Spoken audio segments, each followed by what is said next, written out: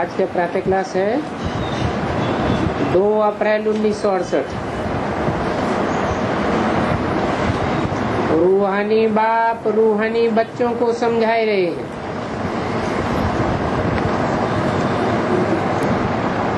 ये पक्का बुद्धि में बैठाना चाहिए। क्या रूहानी बाप रूहानी बच्चे। ये समझाने वाला जिस्मानी बाप नहीं है बेहद का बाप। जिस्मानी बाप भी बेहद का है और रूहानी बाप भी बेहद का है, लेकिन समझाने वाला सिर्फ रूहानी बाप है। और समझाते भी किसको है? रूहानी बच्चों को। रूहानियत की स्टेज में जो स्थिर हुए बच्चे हैं, जिन्होंने आत्मा रूपी सुई की बेसिकली कट उतारी हुई है, जो बीज रूप स्टेज में टिकने के अभ्यासी बने हैं, उनको ही समझाए रहे हैं। पढ़ाई माना समझ। सिर्फ सुन लिया, दूसरों को सुनाई दिया। जैसे सुन लिया गीता का भगवान कृष्ण नहीं, गीता का भगवान शिव है, फिर समझ लिया। इस बात की गहराई को समझ लिया। जैसे सुनाई दिया भगवान सर्वव्यापी नहीं है, तो समझ लिया कि सिर्फ सुन लिया और सुनाई लिया। भगवान सर्वव्यापी नहीं है का मतलब क्या हुआ? कि भगवान जरूर कहीं एक व्यापी है, और एक व्यापी कहाँ है वो भी पता होना चाहिए, समझ होनी चाहिए। तब कहेंगे समझ लिया और समझाने योग्य बना। तो पढ़ाई माना समझ। तुम बच्चे समझते हो, वो पढ़ाई तो बहुत सहज है।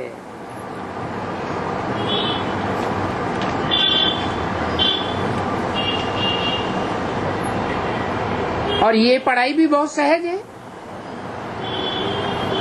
लेकिन ये बहुत ऊंची पढ़ाई है, और ये पढ़ाई बहुत ऊंच पद देने वाली है। वो लौकिक दुनिया की पढ़ाइयाँ पढ़ते हैं, उनमें इतना ऊंच पद तो मिल ही नहीं सकता, और वो भी एक जन्म के लिए पद मिलता है, मिला मिला न मिला। और इस पढ़ाई में तो अनेक जन्मों के ऊंच पद मिलने की गारंटी है, बहुत ऊंच पद देने वाली है। और ये बात तुम बच्चे ही जानते हो। ये पढ़ाई हम विश्व का मालिक बनने के लिए पढ़ते हैं। अब नंबरवार विश्व के मालिक बने या न बने, वो हमारी पढ़ाई के ऊपर है। तो पढ़ने वालों को कितनी खुशी होनी चाहिए कि हम इतनी ऊंची पढ़ाई पढ़ने वाले स्टूडेंट हैं। कोई साधारण पढ़ाई पढ़ने वाले स्टूडेंट नहीं है। कितनी ऊंची पढ़ाई है। और ये वही गीता का एपिसोड है, वो ही माना जिसका महाभारत में जिक्र आया है। दुनिया की बड़े से बड़ी लड़ाई और बड़े से बड़ी राजाई देने वाली पढ़ाई भी है। पढ़ाई के आधार पर सत्य असत्य की लड़ाई भी है, धर्म अधर्म की लड़ाई भी है, और जो उस धर्म युद्ध में पास हो जाते हैं उनके लिए राजाई भी है। तुम बच्चे जागे हो, बाकी तो सभी सोई पड़े। गायन भी है, माया की नींद में सोए पड़े। तुमको तो बाप ने आकर के जगाया है, तुमको बाप ने आकर के जगाया या ब्रह्मा के तन में आकर के सुनाकर चला गया, फिर तुम अपने आप जगते रहे? क्या हुआ? बाप आकर तुमको तो बाप ने आकर के जगाया, बाकी वो बेचारे अभी भी सोए पड़े हैं और तुमको बाप ने जगा दिया। और बाप सिर्फ एक बात पर समझाते हैं, मीठे बच्चों, याद की यात्रा के बल से अपने विश्व पर राज्य करो।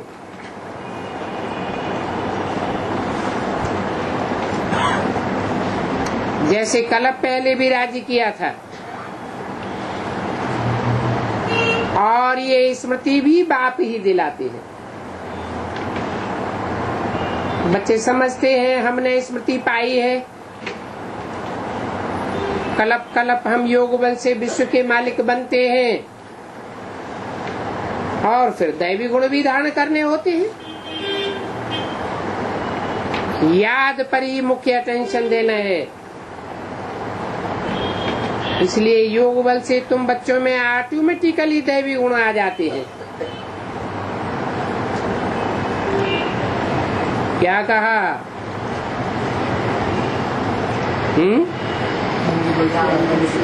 तो फिर दैवी गुण धारण करने की दरकार ही नहीं, दरकार है। जब योग बल से ऑटोमेटिक दैवी गुण धारण हो जाएंगे, तो खास दैवी गुण धारण करने का पुरुषार्थ करने की क्या जरूरत नहीं।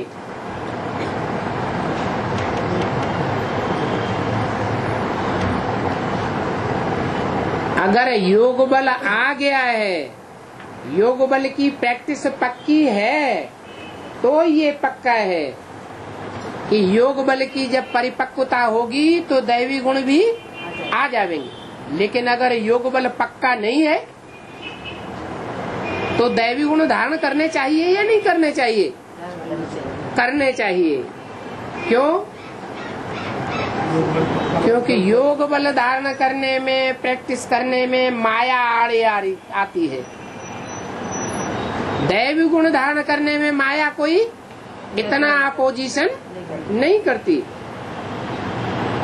तो बरोबर ये इम्तिहान है मनुष्य से देवता बनने का।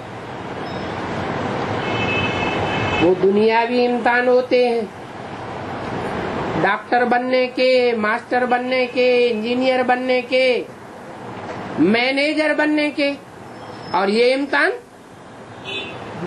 मनुष्य से देवता बनने का है। और तुम यहाँ आए ही हो मनुष्य देवता बनने के लिए। और पढ़ाई कौन सी है?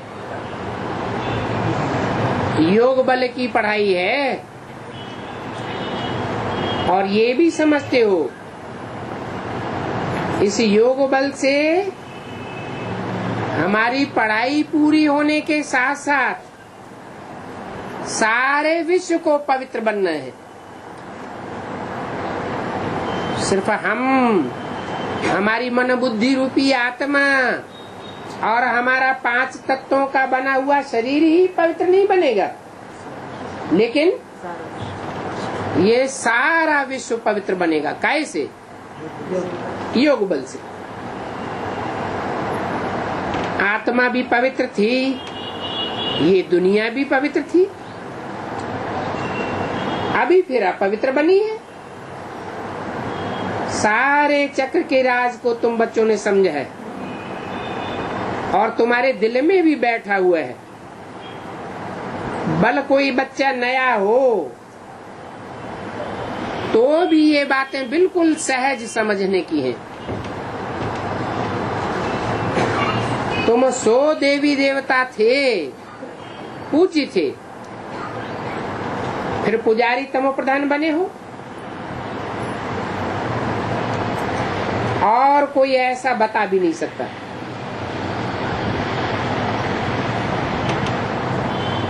और दुनियावी पंडित विद्वान आचार्य तो बड़े बड़े गपोड़े लगाते हैं, लंबे चौड़े गपोड़े।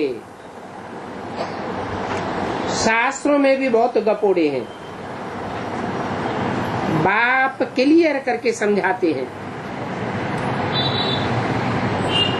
ये गपोड़ों का भक्ति मार्ग है और ये है ज्ञान मार्ग।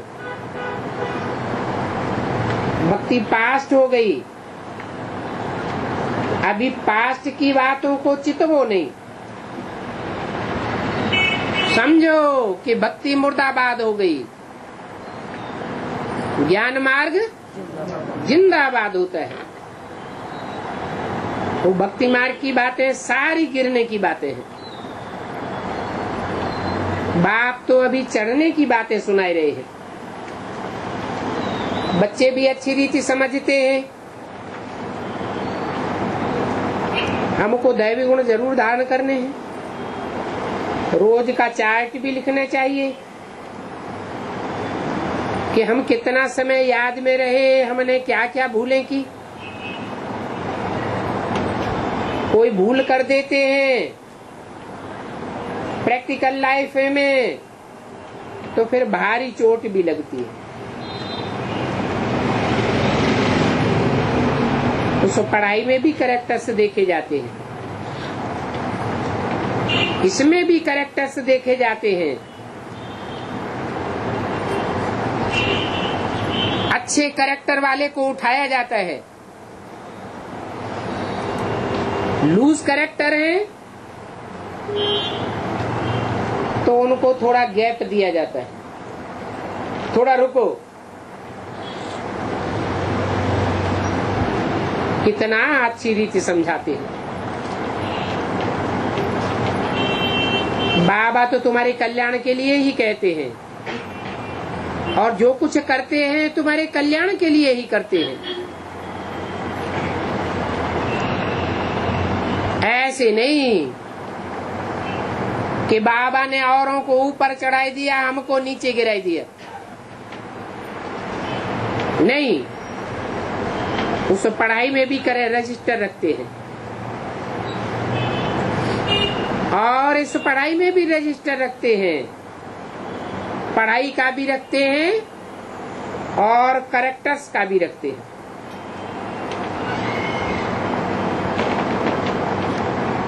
यहाँ भी बच्चों को दैवी कैरेक्टर्स बनाने हैं, भूलों की संभाल करनी है। देखना है मेरे से कोई भूल तो नहीं हुई, इसलिए यहाँ कचहरी भी होती है। और कोई स्कूल आदि में कब कचहरी नहीं होती है। तो अपने ही अंदर से पूछना है। बाप ने समझाया है, माया के कारण कुछ न कुछ अवज्ञाएं होती रहती है, चोरी चकारी आदि की भूलें होती रहती हैं।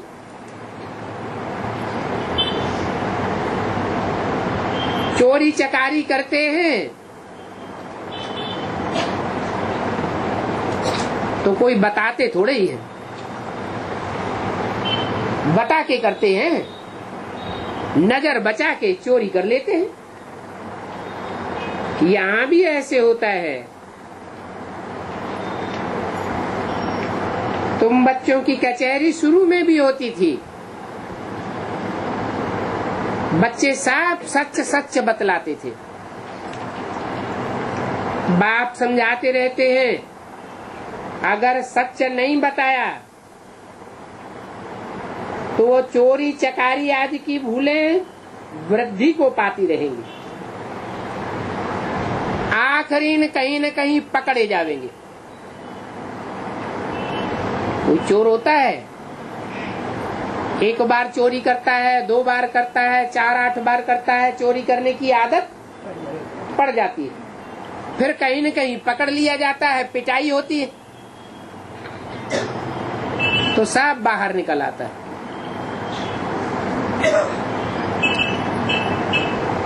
तो बाप कहते हैं उल्टा और ही भूल करने का दंड मिल जाएगा। भूले न बतलाने से फिर ना फरमान बरदारी का टीका लग जाता है।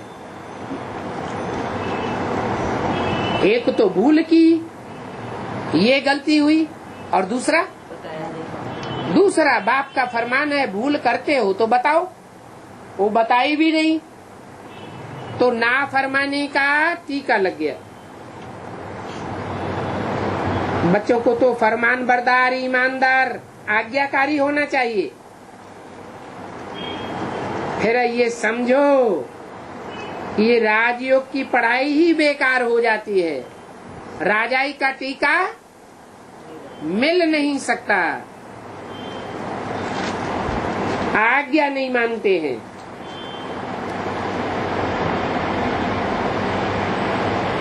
बेवफा बनते हैं। होना चाहिए वफादार। कौन कौन से 4 गुण बताए हैं 4 संबंधों में?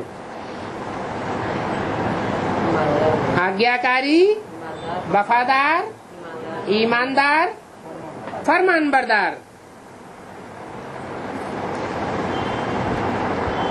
अगर बेवफा बनते हैं तो राजा ही नहीं पा सकते। सर्जन भिन्न भिन्न प्रकार से समझाते रहते हैं। सर्जन से अगर बीमारी छिपाई तो फिर सफा कैसे मिलेगी? बीमारी बढ़ेगी या घटेगी? बढ़ती ही जाएगी। माया कुछ न कुछ भूलें कराती ही रहेगी। इसलिए सर्जन को तो फौरन बताना चाहिए, बाबा हमने आपसे छुपा कर ये भूल की। बाप तो हर बात समझाते रहते हैं कि ऐसे ऐसे माया तूफान लावेगी, एकदम पौवारा करने के बाद फिर माया उल्टा माथा कर देती है। कोई न कोई कड़ी भूल कराती रहती है। यहाँ तुम बैठे हो फुल पास होने के लिए, परंतु माया तुमको फुल पास होने नहीं देती। क्या फुल पास माने क्या है? फुल पास माने सूर्यवंशियों में उच्च पद पाना, परंतु माया कहीं न कहीं उल्टा लटकाई देती है, भूल कराई देती है। बाप जरूर कहेंगे सावधान। अब यहाँ सर्जन को बताते हैं तो कोई मार तो नहीं पड़ती है, है? भूल कर दी और मनुष्यों से ही भूल होती है। यहाँ कोई देवता तो अभी बना नहीं है। तो अगर बाप को बताए भी दिया तो कोई बाप मार डालते हैं क्या? पिटाई करते हैं क्या? तुमने क्यों बताया, पहले क्यों नहीं बताया, ऐसा क्यों किया? नहीं, मार भी नहीं पड़ती है। बाप तो फिर जरूर सावधानी ही तो देंगे। फिर अगर ऐसी ऐसी भूलें करेंगे तो नुकसान को पाते रहेंगे, फिर कम पद होता जाएगा। ये भी अभी पता पड़ा है। क्या क्या कि पहली बार कोई भूल की, नहीं बताई, दूसरी बार भूल की नहीं बताई, तो ज्यादा से ज्यादा कितनी बार माफ होगा? 1-2 बार, ज्यादा से जास्ती 3 बार माफ हो जाएगा। कोई कारण निकला तो फिर बार बार माफ थोड़ा ही होता रहेगा।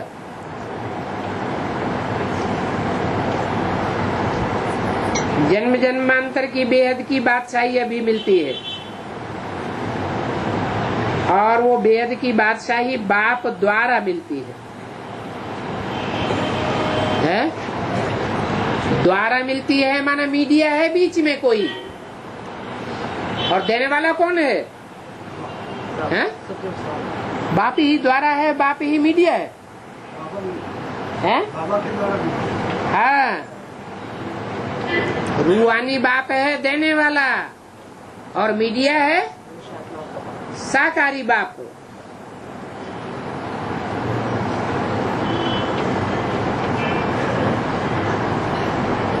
ये अभी मालूम हुआ है।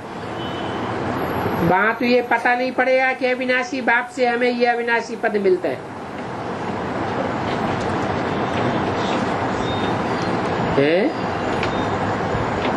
ये क्या मतलब हुआ? अविनाशी बाप माना क्या और विनाशी बाप माना क्या?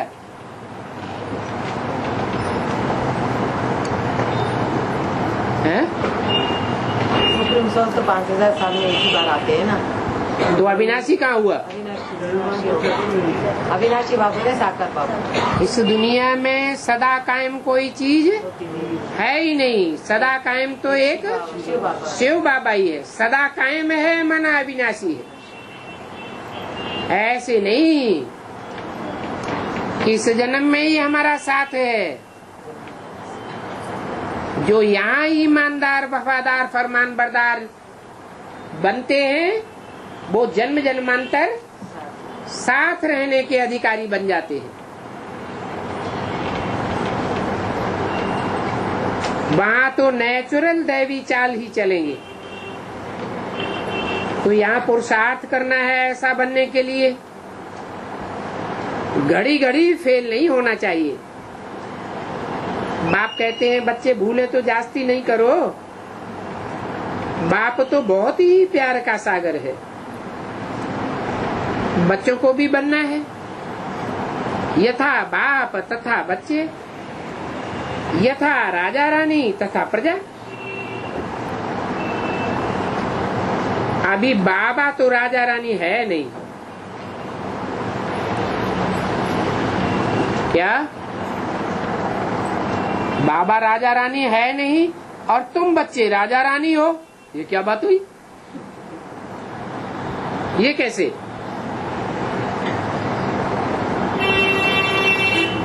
बाबा तो कहते हैं I am your most obedient servant.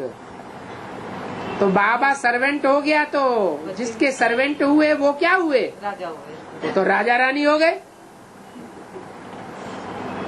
बाबा अभी हमको आप समान बनाते हैं। क्या बनाते हैं संगम युग में? जैसे बाप सेवाधारी है, वैसे सभी बच्चे क्या बने? सेवाधारी बने।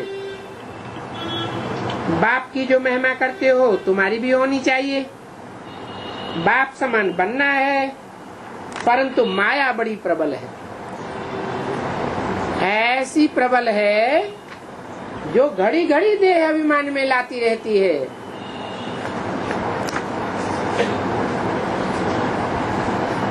बाप कहते हैं I am your most obedient servant, और बच्चे फिर क्या करते हैं? जहाँ बालक बन के रहना है वहाँ मालिक बन जाते हैं, और जहाँ मालिक बन के सजेशन देना है वहाँ बालक बन जाते हैं। 2 अप्रैल 1968 की वाणी का दूसरा पेज। माया रजिस्टर रखने नहीं देती है। अरे हम क्यों रजिस्टर रख के कोई के सामने नीची आंख से देखें? भूल जिसको बताई जाएगी उसके सामने नीचा मोड़ा करना पड़े ना। अभी माया के फीते में तुम पूरे फंसे हुए हो। क्या? जैसे फाइल में पत्ते दबाए जाते हैं ना फीते में, ऐसे माया के फीते में तुम बच्चे पूरे दबे हुए हो। माया तुमको निकलने ही नहीं देती फीते में से। फाइल होती है ना ऐसी, इसमें छेद करते हैं, फीता डालते हैं और बांध देते हैं। पत्ते सारे बंध गए, हवा निकाल के नहीं ले जा सकती। तो माया के फीते में तुम बच्चे पूरे बंधे हुए हो। फीता कहो, माया की जेल कहो,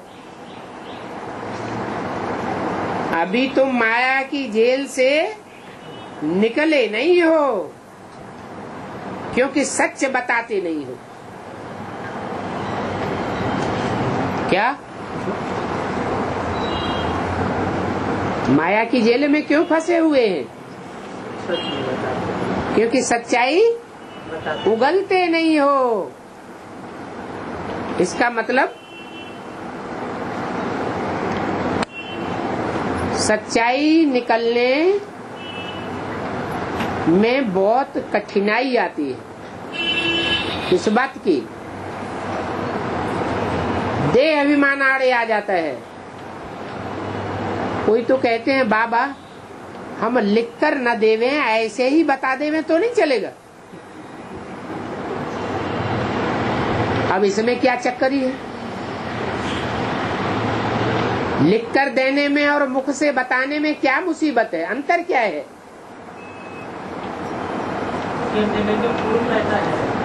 हैं? हाँ, लिख के दे देंगे तो डर रहेगा कहीं बाबा छुपा के न रख लें फाइल में। अगर डर है कि बाबा ने कहीं ब्लैकमेल किया सबके सामने तो हमारी बेइज्जती हो जाएगी। माना निश्चय बुद्धि है या अनिश्चय बुद्धि है? अनिश्चय बुद्धि हुआ ना। अरे दुनिया वालों की लिस्ट में बाबा को भी डाल दिया। जैसे दुनिया वाले ब्लैकमेल करते हैं ऐसे बाबा भी ब्लैकमेल करता होगा। तो माया आड़े आ जाती है। माया ने अपनी फाइल में अच्छी तरह से दबोच के रखा हुआ है। सच बताते ही नहीं है। नहीं तो बाप कहते हैं एक्यूरेट याद का चार्ट रखो, सवेरे भी उठ करके बाप को याद करो और बाप की ही महिमा करो। बाबा आप हमको विश्व का मालिक बनाते हैं तो हम आपकी महिमा क्यों नहीं करेंगे? भक्ति मार्ग में कितनी महिमा गाते थे। अब भक्ति मार्ग में तो उन भक्त विचारों को कुछ भी मिलता नहीं था और यहाँ तो तुमको कितनी अथाह खुशी देते हैं।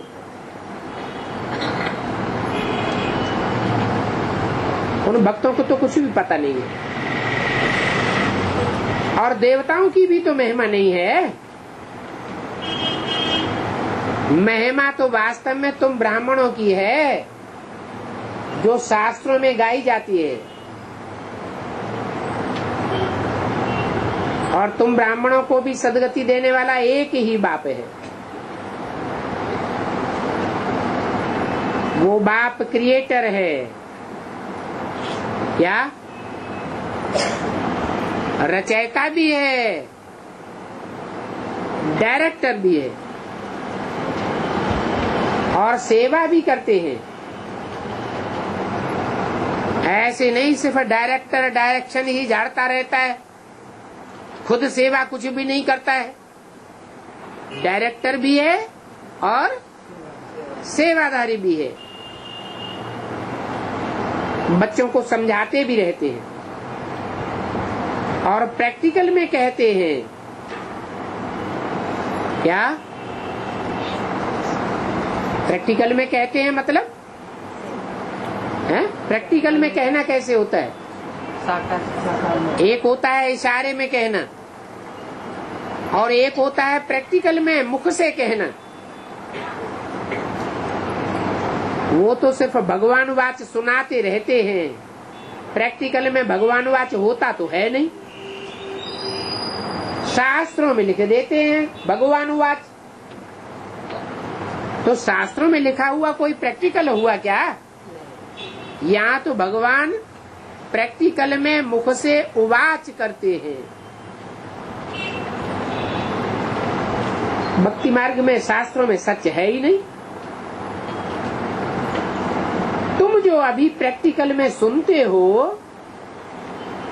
वो फिर शास्त्रों में डाल दिया है। क्या कहा? गीता में जो भी लिखा हुआ है, हम बच्चे प्रैक्टिकल यहाँ तुम प्रैक्टिकल में बाप से सुनते हो, प्रैक्टिकल में भगवान बाप से तुमने सुना है। वहाँ तो सिर्फ सुनते हैं, सुनाते हैं, लेकिन भगवान बाप ने कभी प्रैक्टिकल में सुनाया है और हमको ही सुनाया है, ये बात बुद्धि में नहीं आती।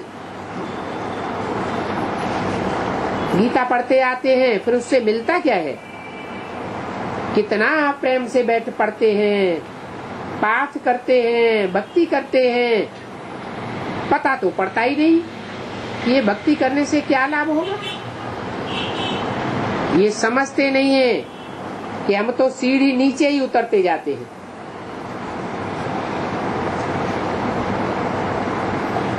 हैं तो वही भगवान के प्रशंस।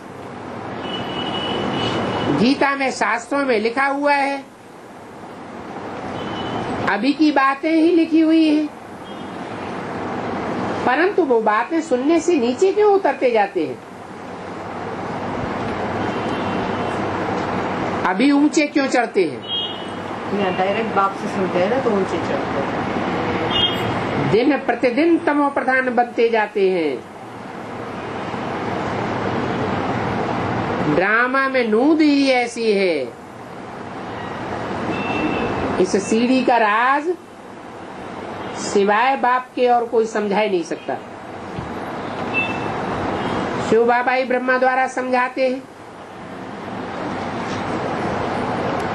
ये भी उनसे समझ करके फिर तुमको समझाते हैं। क्या कहा? ये कब की बात है? अभी की बात है। ये माने कौन?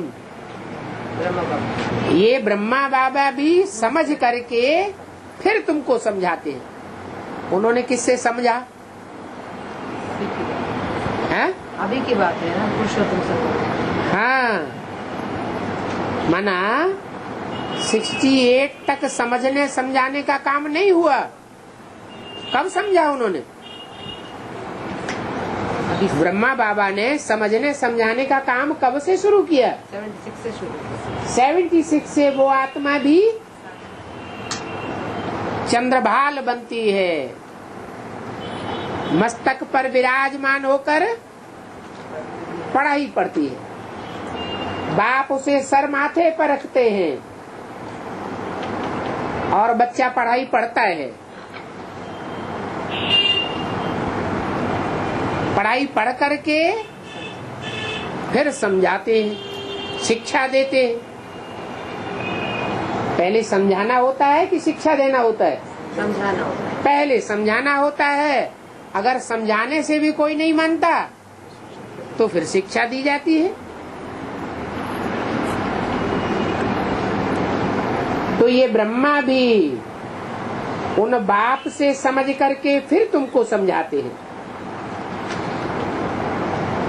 जैसे तुम औरों को समझ करके समझाते हो। तो मूल बड़ा सर्जन और बड़ा बाप कौन हुआ? बड़ा टीचर कौन हुआ? यह हुआ, तुम हुए या बाप हुआ? तो उनको ही याद करना है, इनको याद नहीं करना है। उनको याद नहीं करना है। किसको याद करना है? जो पास्ट में हो गए उनको भी याद नहीं करना है ना, ब्रह्मा को भी याद नहीं करना। जो आने वाला पार्ट है, बाप का समझने समझाने का पार्ट है, उनको याद करना है। ये ऐसे नहीं कहते कि तुम ब्राह्मणी को याद करो।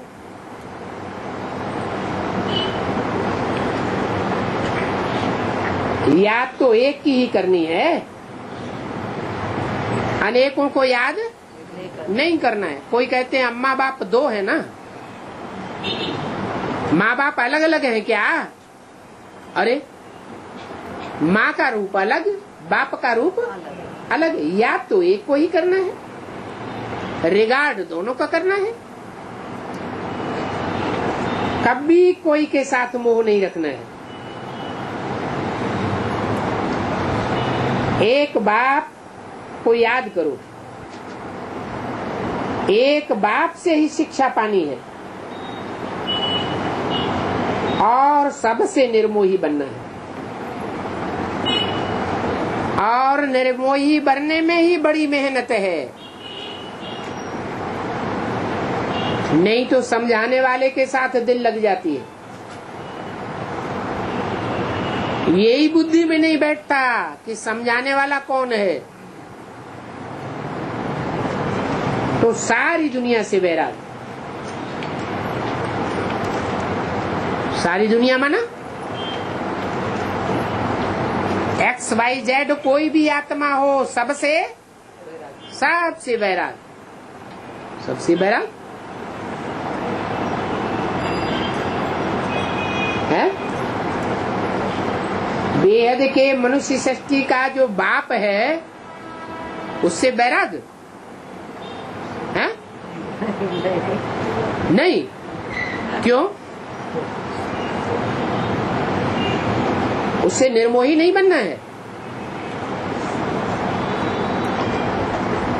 वो हमको शिक्षा देने वाला है क्या? वो मनुष्य सृष्टि का बाप हमको समझाने वाला है क्या? वो भी समझाने वाला नहीं है। अगर उसमें शिव बाप नहीं है तो वो भी मुर्दा। क्या शिव और शव क्या अंतर है? शिव उसमें प्रवेश है तो हम समझते हैं कि कल्याणकारी है। अगर शिव उसमें न हो तो क्या होगा? राम क्या बन जाएगा? रावण बन जाएगा, सारी दुनिया का ध्वंस कर देगा।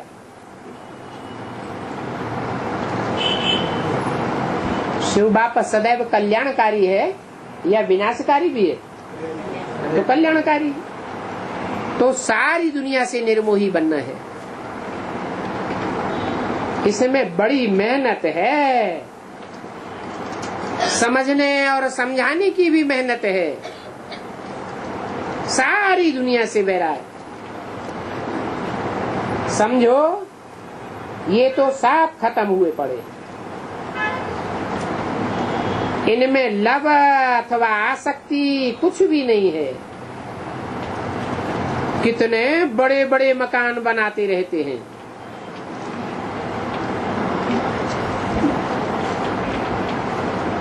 उनको ये पता ही नहीं है ये पुरानी दुनिया बाकी कितना समय है। तुम बच्चे अभी जागे हो, औरों को भी जगाते रहते हो, हैं?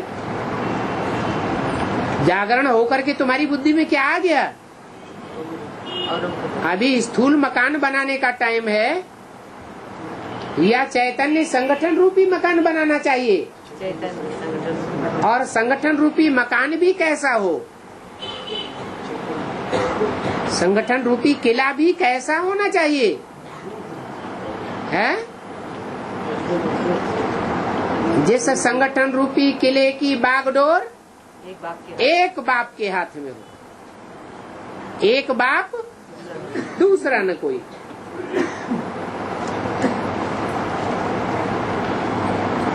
तो तुम बच्चे जागे हो, औरों को भी जगाते रहते हो। बाप कहते हैं अभी जागो।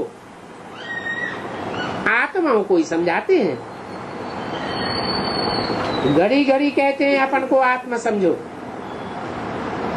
अगर अपन को शरीर समझते हैं तो जैसे कि सोए पड़े हैं। अपन को आत्मा समझ बाप को याद करो। आत्मा पतित है तो शरीर भी पतित मिलता है। क्या ये शरीर, पतित शरीर कब तक सड़ते जावेंगे? शरीर सड़ते जावेंगे, आत्मा पावन होती जावेगी, लेकिन ये शरीर कब तक सड़ते जावेंगे? जब तक आत्मा 100% पावन नहीं बनी है। जैसे ही आत्मा 100% पावन बनेगी, ये सड़ता हुआ शरीर कहाँ जावेगा? परमधाम जावेगा। वाह भाई, छू मंत्र पवित्र बन जाएगा क्या? परम धाम जा, परम धाम जाएगा शरीर, यहाँ पर स्थूल पर बर्फ में दब जाएगा। बर्फ में कोई भी चीज हो उसमें कीड़ा मकोड़ा लगता है क्या? सड़ांध आती है, बढ़ती है क्या? नहीं। आत्मा पावन तो शरीर भी पावन मिलता है। आत्मा पावन होकर उड़ेगी परम धाम, परम धाम से वापस आवेगी तो शरीर उसको कैसा मिलेगा? वही शरीर जो बर्फ में दबा हुआ होगा, बाहर आएगा तो कैसा हो जाएगा? पावन हो जाएगा। आत्मा पावन है तो शरीर जरूर पावन मिलता है। बात समझाते हैं। तुम ऐसी देवी देवता घराने के थे, फिर तुम ही फिर से बन जाएंगे। कितनी सहज बात है। ऐसे बेहद आपको तो तुम क्यों नहीं याद करेंगे?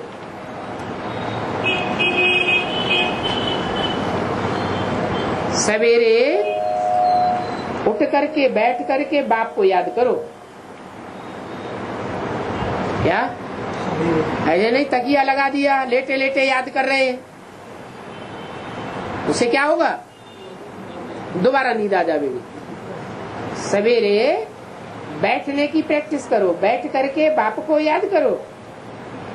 बाबा आपकी तो कमाल है, आप हमको कितना ऊंच बढ़ाते हो, कितना ऊंचा देवी देवता बनाते हो।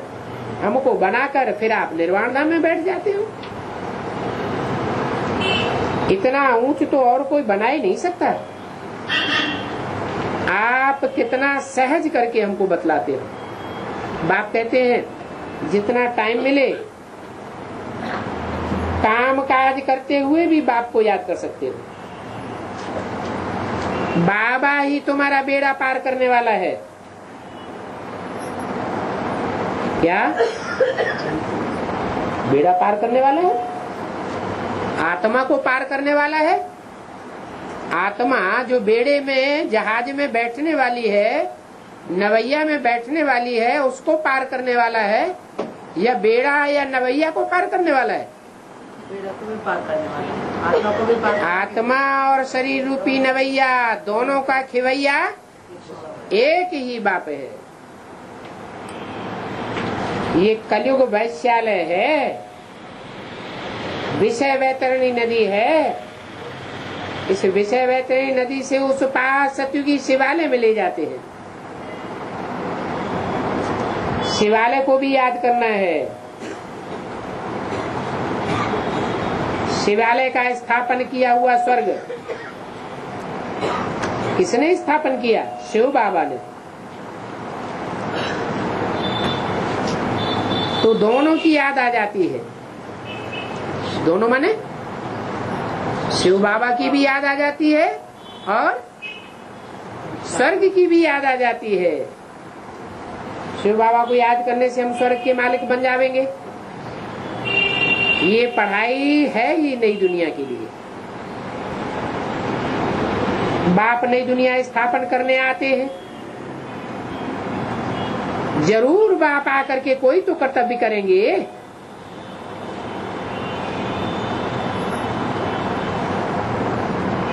कोई कर्तव्य करेंगे। कर्तव्य तो कर्मेंद्रियों से किया जाता है, बाप आकर कोई कर्तव्य करेंगे और कर्तव्य कर्मेंद्रियों से किया जाता है। क्या कर्तव्य करेंगे? नई दुनिया स्थापना। वाणी चलाकर चले जाएंगे। वाणी चलाकर नहीं चले जाएंगे, वो तो ब्रह्मा के द्वारा भी हुआ। नई दुनिया तो नहीं बनी। तुम देखते भी हो, मैं अभी भी पार्ट बजाए रहा हूं ड्रामा के प्लान अनुसार। तुम बच्चों को 5000 वर्ष पहले वाली याद की यात्रा और सृष्टि के आदि मध्य अंत का ज्ञान सुनाता हूँ। तुम भी समझते हो। बाप हर 5000 वर्ष बाद हमारे सन्मुख आते हैं। आत्मा ही बोलती है, शरीर तो नहीं बोलेगा। बाप बच्चों को बैठ शिक्षा देते हैं, आत्मा को पवित्र बनाना है, आत्मा को प्योर होना और एक बार ही प्योर होना है। आत्मा सतो प्रधान बन जाती है, फिर तमो प्रधान बनना है। ड्रामा है। बाप कहते हैं मैंने अनेक बार तुमको पढ़ाया, फिर भी पढ़ावेंगे। ऐसे और कोई सन्यासी उदासी आदि कह नहीं सकता, बाप ही कहते हैं बच्चों मैं ड्रामा प्लान अनुसार पढ़ाने आता हूँ, फिर 5-4 वर्ष बाद आकर के ऐसे ही पढ़ाऊंगा। जैसे कल पहले तुमको पढ़ा करके राजधानी स्थापन की थी, ऐसे अभी भी करता हूँ। अनेक बार पढ़ाकर तुमको राजधानी दी है, ये कोई नई बात नहीं है। कितनी बार तुम पढ़े हो। ये कैसी वंडरफुल बातें बाप सुनाते हैं। एक ही बात पक्की कराते हैं, श्रीमत श्रीमत और श्रीमत। कितना श्रेष्ठ बाप है। ऊंच ते ऊंच बाप ही है। उनकी श्रीमत से हम श्रेष्ठ अथवा विश्व का मालिक बनते हैं। बहुत बड़ा बड़ा इम्कान है और मर्तबा भी बहुत बड़ा है। 2 अप्रैल 1968 की वाणी का 3रा पेज। कोई को बड़ा लॉटरी देख करके माथा खराब हो जाता है, बड़ी लॉटरी मिलती है तो होपलेस हो जाते हैं, पागलपन सवार हो जाता है। हम नहीं चढ़ सकते, कहते हम कैसे विश्व की बादशाही लेंगे। तुम बच्चों को तो बहुत खुशी होनी चाहिए। बाप कहते हैं अतीन्द्रिय सुख, खुशी की बात अगर देखना हो तो इन गोप गोपियों से पूछो। तुम जहाँ भी जाते हो खुशी की बातें सुनाते हो। तुम विश्व के मालिक थे, फिर 84 जन्म भोग, अभी गुलाम बन गए हो। इंद्रियों ने तुमको अपना गुलाम बना दिया। गाते न हैं मैं गुलाम मैं गुलाम मैं गुलाम तेरा। समझते हैं अपन को नीच कहना, अपन को नीच समझना, ये आत्माभिमान है। परंतु बाप कहते हैं आत्मा की ग्लानि नहीं करनी चाहिए। आत्मा तो परमात्मा बाप का बच्चा है। आत्म की स्थिति में स्थित हो जाए तो और ऊंच बात क्या होगी। देखो बाप कौन है, उनको कोई भी नहीं जानते हैं। अभी तुमने जाना है बाप कैसे आकर के बच्चा बच्चा कह करके समझाते हैं। हमारी आत्मा को कहते हैं, आत्मा को बाप को याद करना है। ये आत्मा और परमात्मा का मेला है। उन बाप से ही स्वर्ग की बादशाही मिलती है। बाकी गंगा स्नान से कोई स्वर्ग की बादशाही थोड़ी ही मिलती है। गंगा स्नान तो बहुत बारी किया। यूं तो पानी सारा सागर से ही आता है। कोई अनपढ़े बच्चों को ये भी पता नहीं है कि पानी कहाँ से आता है। कहाँ से आता है?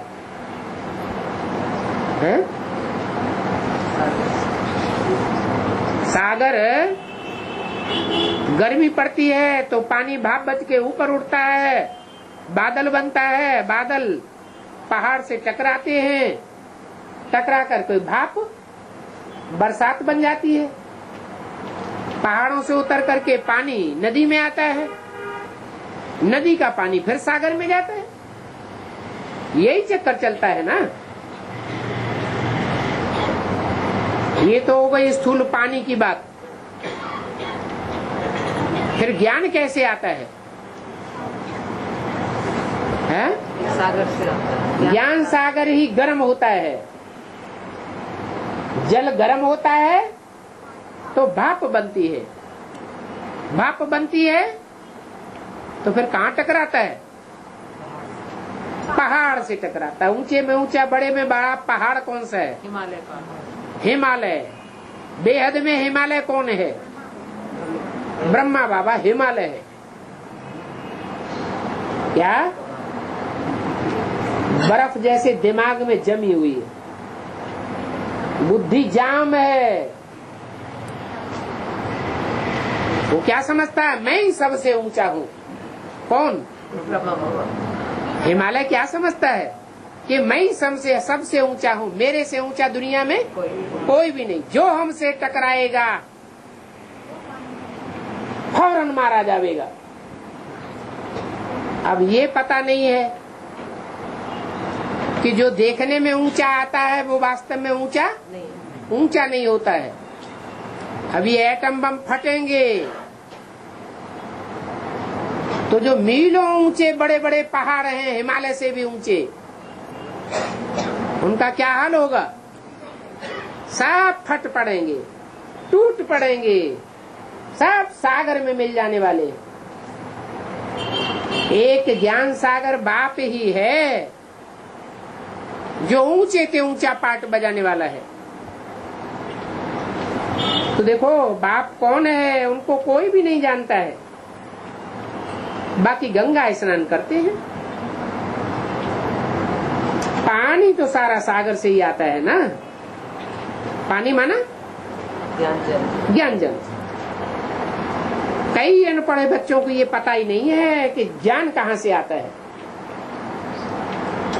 पहाड़ से आता है, नदियों से आता है, कुएं से आता है, सरोवर से आता है या सागर से आता है? सागर से आता है।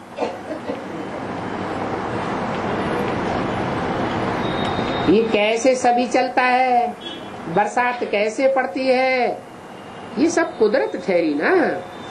तो इस समय तुमको बाप भी ये राज समझाते रहते हैं कैसी कुदरत है। तो बाप आत्माओं को सुनाते हैं, दाना भी आत्मा में होगी, ये शरीर में होगी। तुमको भक्ति मार्ग उल्टा लटकाए एकदम उल्लू बनाई दिया है। अभी बाबा ने समझाया है, तुमको फील करते हो, हमको माया ने एकदम उल्टा लटकाई दिया। कितने बेसमझ बन जाते हैं। बाप हमको नए से नया बनाए देते हैं। अभी बाप कहते हैं अपने पर रहम करो। क्या क्या रहम करो? हैं? क्या रहम करो? आत्मा समझ कर नहीं, अपने पर ये रहम करो कि बाप की अवज्ञा न करो। बाप को पूरा पूरा पोता मेल देते रहो। ऐसा न हो कि मोह ममता में आकर के उल्टा पलटा काम कर बैठो। इसलिए भक्ति मार्ग में कहते हैं मोह सकल व्याधिन कर मूला। मेरा मेरा के मोह में आकर के भगवान को भी ब्लफ देने की कोशिश करते हैं। ये देह अभिमानी ने मत बनो, मुफ्त में अपना पद कम कर देंगे। माना कोई किसी का नहीं है, अंत समय में सब एक दूसरे को धोखा दे देंगे। टीचर तो ये सब बातें समझावेंगे ना। जानते हैं मैं बेहद का टीचर हूँ। दुनिया में भाषाएं कितनी होती हैं। कोई चीज छपती है तो सभी भाषाओं में छपाने का किया जाता है। भगवान का ज्ञान भी छपेगा, पहले तो कोई एक भाषा में छपेगा ना, फिर बाद में सभी भाषाओं में छपाया जाता है। कोई भी कुछ लिटरेचर आज छपाते हैं तो एक एक कॉपी सभी को भेज देनी चाहिए। एक एक कॉपी लाइब्रेरी में भी रख देनी चाहिए।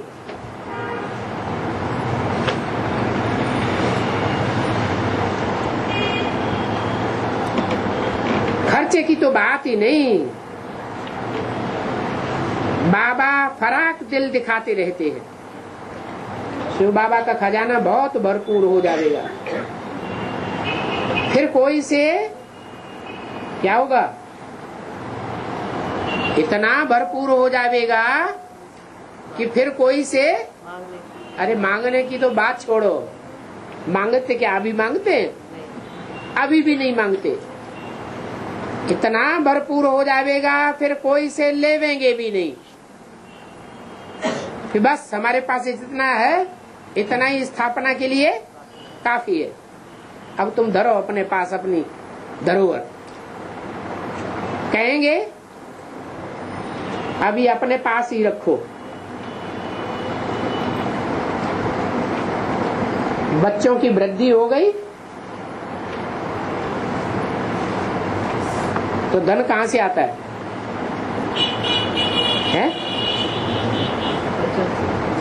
अरे परिवार बड़ा हो जाएगा तो धन बच्चे अपने आप ही कमा देंगे, फिर दूसरों से धन लेने की दरकार भी नहीं रहेगी।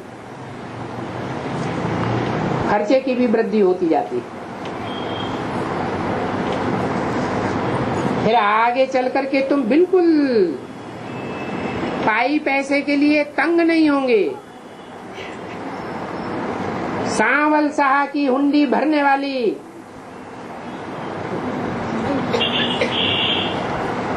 सांवल शाह की हुंडी भरने वाला बैठा हुआ है। क्या क्या नाम दिया? सांवल शाह नाम क्यों दिया?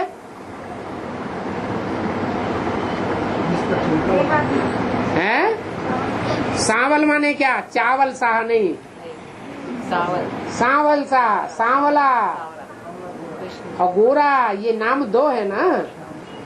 श्याम और सुंदर दो नाम है ना। तो कोई सोचते हैं ये तो सांवला है, पतित है, गिरा हुआ है, इसलिए उसकी हुंडी भी खाली हो जाएगी। लेकिन बाप क्या कहते हैं? भरने वाला ये सांवलों का शाह है। कलयुग में राम वाली आत्मा क्या बन जाती है? नहीं, कलयुग में राम वाली आत्मा पतितों का राजा बन जाती है। पतित माने सांवला, खुद अपने मुख से कहते हैं मैं पतितन को राजा। और बाप क्या कहते हैं? बाप क्या कहते हैं? एक तरफ कहते हैं where is the purity there is peace and prosperity, और दूसरी तरफ कहते हैं तुम भला अपने को पतितों का राजा समझते हो। कौन? राम वाली आत्मा। लेकिन उस पतित में ही कौन प्रवेश करता है? एवर प्योर प्रवेश करता है। इसलिए गारंटी करते हैं कि तुम्हारी हुंडी सदैव भरी हुई रहेगी, तुमको कोई से मांगने की दरकार है ही नहीं। तुम खर्चा करते रहते हो। बाप कहते हैं खूब खर्चा करो, कोई हर्जा नहीं है। सेठ लोग होते हैं तो गुमास्ते खाता ले आते हैं, ये कम पड़ता है, ये पैसा नहीं देते हैं। कहेंगे अच्छा तुम हमारे खाते में डाल दो, इनका मिटा दो, इनको तंग मत करो। पैसा रख करके क्या करेंगे? बाबा अपने घर तो नहीं ले जावेंगे, कहाँ? परम धाम तो नहीं ले जावेंगे। घर ले जाएं तो परमात्मा के यज्ञ की चोरी हो जावे। अरे यज्ञ किसका है? शिव बाबा का। शिव बाबा का यज्ञ है। यज्ञ का नाम क्या है? रुद्र ज्ञान यज्ञ। तो शिव बाबा का नाम शिव है, शिव यज्ञ नाम पढ़ना चाहिए या रुद्र नाम है? रुद्र ज्ञान है। जब शरीर बदलते हैं तो नाम भी बदल जाता है। रौद्र रूप धारण करने वाले में प्रवेश करते हैं तो नाम भी रुद्र ज्ञान यज्ञ पड़ता है। तो अगर घर ले जावे तो परमात्मा के यज्ञ की चोरी हो जावे। यज्ञ किसका है? परम पिता का है या परमात्मा का है?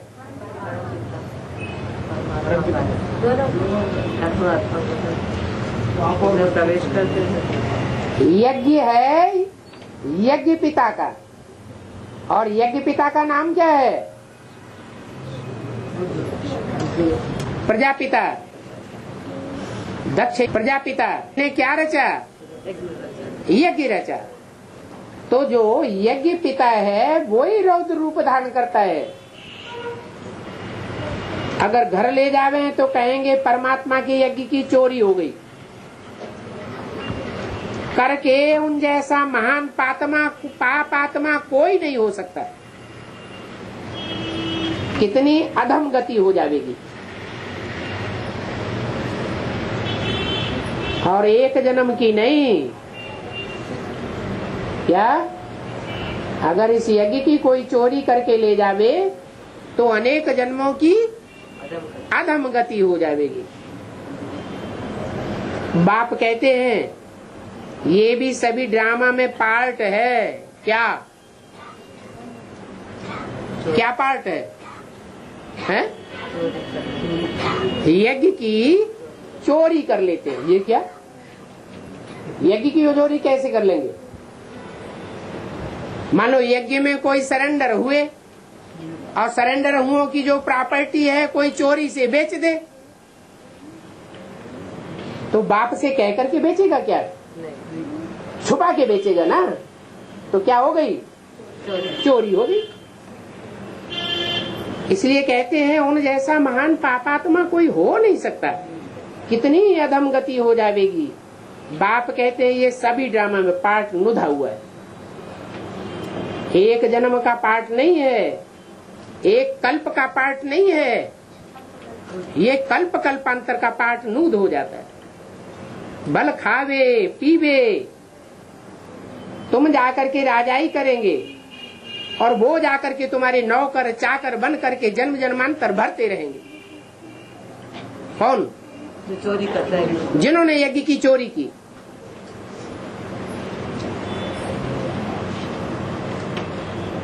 नौकर बिगर तुम्हारी राजाई कैसे चलेगी?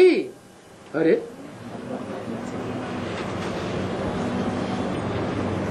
वो ऐसे ही तुम्हारे सर्वेंट बनते रहेंगे।